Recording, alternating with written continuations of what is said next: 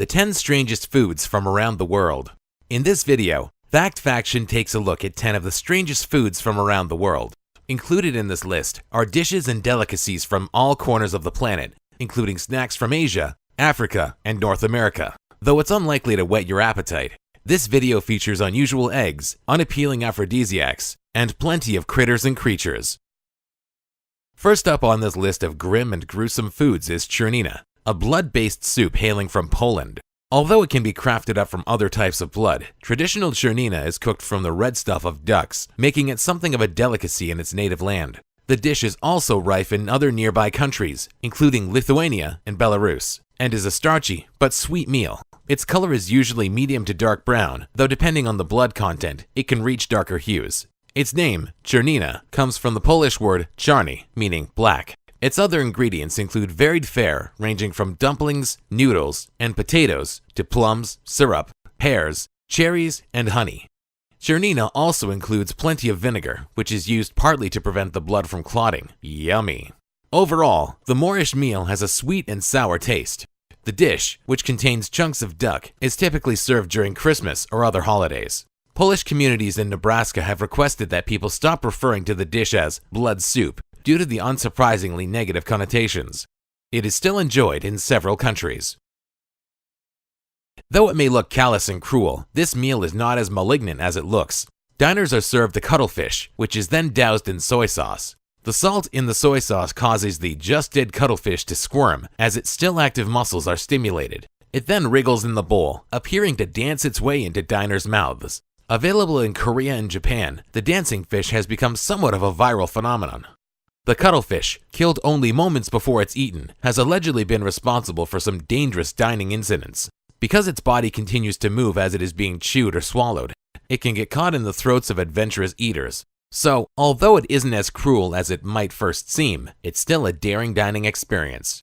Even safe in the knowledge that the squid is dead, videos of the creature lurching and contracting are still a pretty strange watch. A meal of Balkan origin. This one is thought to have been invented in Greece or Turkey. With a more appetizing aesthetic than most on this list, it still includes quite a few odd ingredients, starting with the intestines of a goat or lamb. These intestines are then wrapped around various pieces of offal, including sweetbreads, liver, kidneys, and heart. This curious combo is then typically grilled. Ideally, the intestines of suckling lamb are preferred, supposedly because their tender tummies have been exposed only to liquid lunches of milk. You can get your hands and mouths around this delicacy in a whole host of countries, including Turkey, Greece, Iran, Azerbaijan, Albania, and more. The dish is often served with bread or tomatoes, or sometimes in a sandwich. It can be cooked both on a griddle and with the use of a skewer. Though traditionally an Easter dish, kokoretsi is available year-round and furiously gobbled up on street corners throughout much of the Balkans. In the late 90s in Greece, the dish was almost banned due to a huge outbreak of mad cow disease, leading to a proposed ban on any and all offal. Much to the delight of Greeks everywhere, the idea was overturned. Kokoretsi is apparently best enjoyed with a fresh, cold beer. Found mainly on the Italian island of Sardinia, this gruesome cheese starts out life as an innocent and unassuming pecorino, before funky fermenters get other ideas. The sheep milk cheese, rather than being left to fester in a normal fashion, is intentionally inundated with a load of cheese fly larvae. The larvae then chew and chop their way through the cheese to alter its texture. The strong taste of casu marzu, which takes 2 to 3 months to achieve, is actually in part the flavor of larvae excrement. Once ready to eat, the cheese is very runny, with a texture almost akin to liquid. It's also brimming with maggots, who squirm and swim around in the product, chewing the cheese up as they go. Oddly, the cheese is thought to be safe for consumption only while its wormy visitors are visible on the surface. Once the freeloading maggots have died or disappeared, the cheese is considered unsafe unless it has been refrigerated. While some diners clear the maggots out of the cheese just before gobbling it up, others forego the pleasure, choosing instead to add some extra protein to their cheesy snack. Though fairly small, the maggots are able to launch themselves up to 6 inches if disturbed. Diners, who eat the cheese along with bread and wine, therefore have to hold their hand above their meal in order to stop the creepy critters from leaping away. If diners do choose to gobble on the larvae, they must be fully chewed and killed, or else they can allegedly live in the diner's body and rip through the intestines of their once hungry host.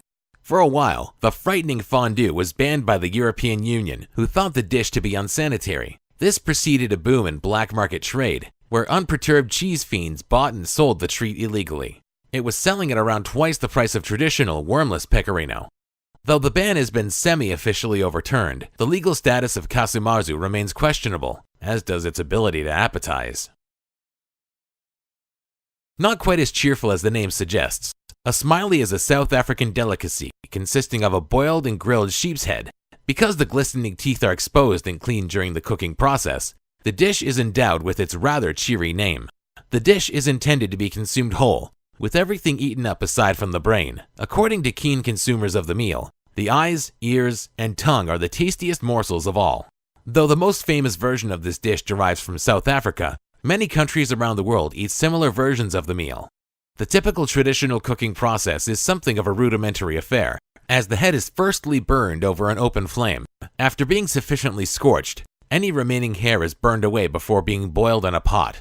The head is then scrubbed free of skin before being hacked in two via the brutal blade of an axe.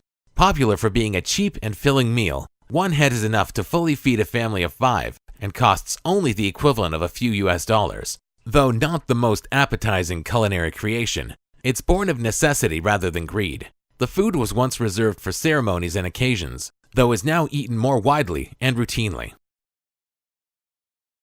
Hailing from Mexico, this dish consists of ant eggs, making it a less classy version of caviar. The eggs, when eaten, are said to pop just like fish roe and taste slightly nutty. Many Mexicans stuff the eggs into a taco with a generous serving of guacamole. Though many ant eggs can be used to serve up escamole, aficionados typically plump for the eggs of black ants who've been living under cacti and agave plants. These allegedly offer the fullest flavor and a top-notch texture. Their mouthfeel alters depending on the cooking style, with some claiming that the fried eggs often resemble popcorn. Egg pickers make their money from February to May, which is the peak season for harvesting the tasty treats. It's also a pretty lucrative business, and punters are prepared to pay a large amount of money for a generous serving. Because of the scarcity of the eggs and the remote location in which they're found, harvesters must venture out into the desert to get their hands on them. The dish dates back to Aztec times, when many would resort to eating insects in order to get their fix of protein. Because of this link to Mexico's heritage, the dish is seen as something of a luxury feast. Here's one you've probably been waiting for. Balut is famous among foodies for its reputation as a strange snack. Originating in the Philippines, it's available throughout much of Southeast Asia, including countries such as Vietnam, Thailand, and Cambodia. Fertilized eggs, usually those of a duck, are incubated to the point of almost being able to hatch. These incubated eggs are then boiled, resulting in a morsel that is half egg, half bird, and all disgusting. The resulting repast can be shelled or eaten with a spoon, much like a normal egg. Though it looks grim and gruesome, once diners can get beyond the texture, the taste isn't so bad. The flavor profile is almost like a meaty egg, with a stronger flavor than your average ovum. Though it's essentially a duck fetus, it's surprisingly moreish. The texture isn't so pleasant, and diners can sometimes feel the crunch of the skull when they bite into the snack. Depending on how developed the embryo is, some versions of balut are replete with furry feathers. According to the preference of the seller, the eggs are incubated for anything between 14 and 21 days. It typically takes 28 days for a duck egg to hatch. Though some claim that the snack is cruel, others doubt the theory that the embryo can begin to feel pain after 14 days of incubation. In some countries, the food is labeled as hazardous due to the high risk of illness and contamination. Because the shell is very porous, balut should be eaten shortly after it has been cooked.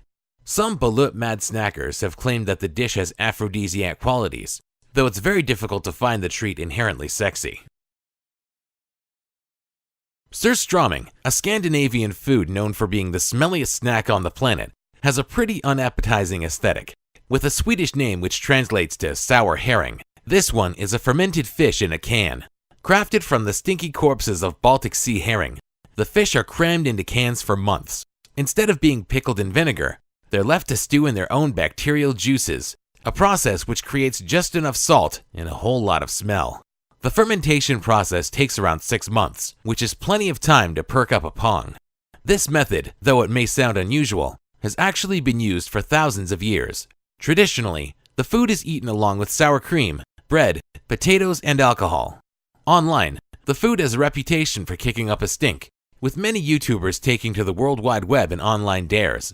Many videos show unenthusiastic eaters gobbling up the snack before swiftly vomiting it out. Though it's not for everyone, this one smells much worse than it tastes. And devotees claim the best way to get over the smell is simply by taking a full-on whiff from the core of the can. That way, the body becomes accustomed to the fishy fragrance. The taste itself is strong and acidic, but thoroughly palatable. The fermentation process is so strong that the can may slightly bend as the fermentation does its thing. So not only does it smell strong, it's also pretty powerful. In perhaps the most controversial entry on this list, these eggs are prepared in a particularly bizarre fashion. A traditional dish in the eastern Chinese city of Dongyang, eggs are soaked, boiled, and cured in the urine of young boys before being consumed. They are placed in the urine both before and after being peeled, meaning that diners do indeed come into contact with urine. Available typically only in the spring, they're a seasonal sought-after treat. Ideally, boys should be under the age of 10 to contribute to the process. It takes almost a full day to make the odd eggs as prescribed, and the resulting snack has a golden-tinted white section along with a green yolk. The eggs are believed to have health benefits, including the ability to combat heat stroke, lower the temperature of the body, and promote better blood circulation. One fervent foodie told reporters, quote, "By eating these eggs, we will not have any pain in our waists, legs, and joints. Also, you will have more energy when you work." Chinese medical experts aren't so sure, and some have warned against the implicit sanitary risks of gobbling up the treats. Each egg costs around 24 cents, approximately double that of a normal egg. Many avid aficionados who are particularly keen for a home-cooked egg or two are known to make their way around local schools in order to collect the pee for themselves. They do so by taking it from the boys' toilets. Why this pee-based practice remains legal is another question. Another Asian specialty, bird's nest soup, is a particularly pricey affair, reserved for the higher echelons of Asian society. These soups are made with swiftlet nests, which are dissolved in boiling water or simply placed into other soups. The swiftlets which craft these nests are a rarity, owing to the value of the dish. The birds, which dwell in caves and design the nests with their saliva, measure only around 4 to 5 inches. The soup is one of the most expensive food products consumed by humans, and the nests alone can cost up to $5,000 per pound. Tradition dictates that the soup is good for the health, so most consumers like to slurp the soup in its most simple form. When dissolved in broth, the dish becomes gelatinous and sticky with a delicate flavor. Some claim that the resulting soup may be anti-carcinogenic, while other lascivious lovers consider the dish to be an aphrodisiac. Collectors who grab the nests must scale cliffs and caves to get their hands on the rare trophies. They do so with no equipment, risking their lives in the process. Brave gatherers spend up to a year learning how to climb the cliffs, though many die or become seriously injured in the process. Bird's nest soup is pricey, prestigious, and replete with danger, making it perhaps the most unethical entry on this list. Which food did you think was the strangest? Thanks for watching. Please remember to leave a rating and subscribe if you haven't already.